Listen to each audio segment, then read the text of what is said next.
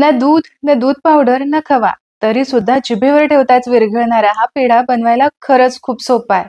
घरात असणाऱ्या साहित्यांपासून अगदी झटपट हा पेढा तयार होतो. म्हणूनच या रक्षाबंधनला स्पेशल असा हा पेढा नक्की बनवा. फक्त 10 मिनिटात हा मस्त असा पेढा तुम्ही बनवू शकाल. तर चला रेसिपीला सुरुवात करूयात.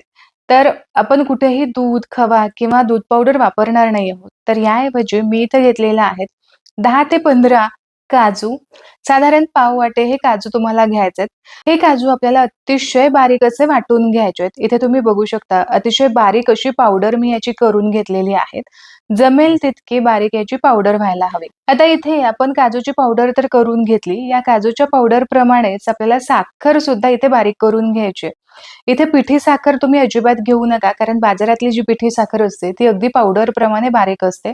तर आपल्याला थोडीशी जाडसर अशी साखर दळून घ्यायची, म्हणजे पेढ्याला अगदी परफेक्ट असं टेक्स्चर येतं. आता इथे नुकताच पॅन मी गरम करण्यासाठी ठेवलाय. यामध्ये आपल्याला बरोबर 1 कप भरून गव्हाचं पीठ घ्यायचंय. गव्हाच्या पिठाचेच आपण आज पेढे बनवणार आहोत, की जे अतिशय मऊसूत होतात. हे पेढे आपण गव्हाचे बनवतोय, तर हे पेढे पौष्टिक सुद्धा आहेत.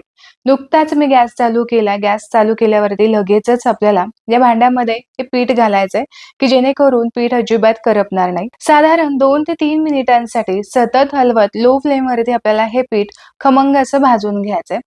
साधारण 2 ते 3 मिनिटानंतर पीठ थोडंसं हलकं होतं आणि रंग हलकासा चेंज सुद्धा होतो.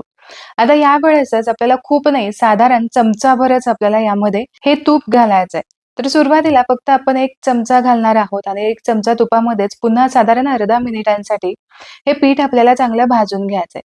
तर अर्धा मिनिट झाला, तूप व्यवस्थित या पिठामध्ये मिक्स झालं, की पुन्हा अर्धा मिनिटानंतर पुन्हा आपल्याला यामध्ये 1 चमचाभर तूप घालायचंय.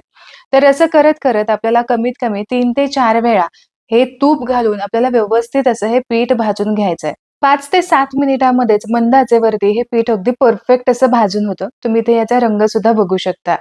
आता साधारण 1 कपभर जर पीठ असेल, तर त्यासाठी पाव कप भरून आपल्याला इथे तुपाची गरज भासते. आता या मिश्रणामध्येच तयार केलेली काजूची पावडर सुद्धा घालायची आणि ही सुद्धा साधारण मिनिटभरासाठी मंद आचेवरती चांगली भाजून घ्यायची. काजूच्या पावडरऐवजी तुम्ही इथे दुधाची पावडर सुद्धा घेऊ शकता किंवा मग नारळाचा अगदी बारीक किसलेला खीस, ज्याला आपण डेसिकेटेड कोकोनट म्हणतो, ते सुद्धा तुम्ही इथे वापरू शकता. मिनिटभरानंतरच मी गॅसची फ्लेम बंद केलेली आहे. आता हे मिश्रण आपण एका वेगळ्या ताटामध्ये काढून घेऊयात आणि हलकंसं कोमट होईपर्यंत थंड करून घेऊ. 4 ते 5 मिनिटांमध्येच हे मिश्रण चांगलंच कोमट होतं. मिश्रण हे कोमट आहे तोवरच आपल्याला यामध्ये पिठी साखर घालायची आहे. मी तुम्हाला आधीच सांगितलं, की ही पिठी साखर जी आहे, ती खूप जास्त आपल्याला बारीक दळायची नाही. थोडीशी जाडसरच ठेवायची, म्हणजे पेढ्याला व्यवस्थित टेक्स्चर येतं आणि खाताना सुद्धा पेढा मस्त लागतो. मिश्रण खूप गरम नको.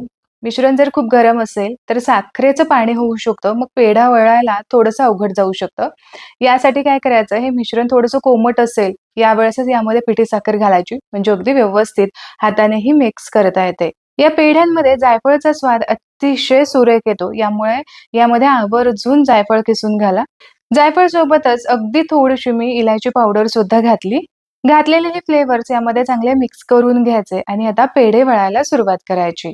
तर या मिश्रणाचा बघा सहज असा मुटका तयार होतोय. याचाच अर्थ पेढे वळण्यासाठी हे मिश्रण अगदी परफेक्ट तयार झालंय. आता जर तुम्हाला हे मिश्रण थोडंसं कोरडं वाटलं, तर एखादा 2 चमचा तुम्ही पातळ करून तूप यामध्ये तुम्ही घालू शकता. म्हणजे मिश्रण अगदी व्यवस्थित होईल आणि तुम्हाला पेढे अगदी व्यवस्थित असे वळता येतील. तयार केलेल्या मिश्रणाचे पेढे हे धारवाड पेढे किंवा मथुरा पेढे सारखे दिसतात. तर याचा आकार थोडासा असाच असतो. अगदीच पेढ्यासारखा छान असा वळलेला नसतो. थोडासा वाकडा-तिकडाच असतो. त्यामुळे तुम्ही त्या पद्धतीनेच वळून घेऊ शकता. तयार केलेला हा पेढा जाडसर पिठी साखरेमध्ये थोडासा घोळवून घ्यायचा. म्हणजे दिसायला अगदी बाजारातल्या पेढेप्रमाणेच हा पेढा सुद्धा दिसतो. इथे तुम्ही बघू शकता अगदी परफेक्ट असा बाजारात जसा पेढा मिळतो अगदी त्याच पद्धतीने हा दिसतोय. तयार केलेल्या मिश्रणाचे जवळपास 20 ते 22 पेढे तयार होतात आणि इथे तुम्ही बघू शकता अगदी जसे मार्केटमध्ये पेढे मिळतात त्याच पद्धतीने हे पेढे सुद्धा तयार झालेत. एक पेढा तुम्हाला तोडून दाखवते, म्हणजे तुमच्या लक्षात येईल की याचा टेक्स्चर कसं आहे. तर इथे मस्त खमंग असे हे पेढे तयार झालेले आहेत, की जे जिभेवरती ठेवताच लगेच विरघळले जातात. आशा करते की आजची ही रेसिपी तुम्हाला आवडली असेल आणि तुम्ही नक्की करून पाहाल. रेसिपी आवडली असेल तर व्हिडिओला लाईक जरूर करा. तुमच्या मित्र आणि परिवारामध्ये नक्की शेअर करा. पुन्हा भेटूया अशाच एका मस्त रेसिपी सोबत. तोपर्यंत स्वस्त राहा आणि मस्त मस्त खात राहा.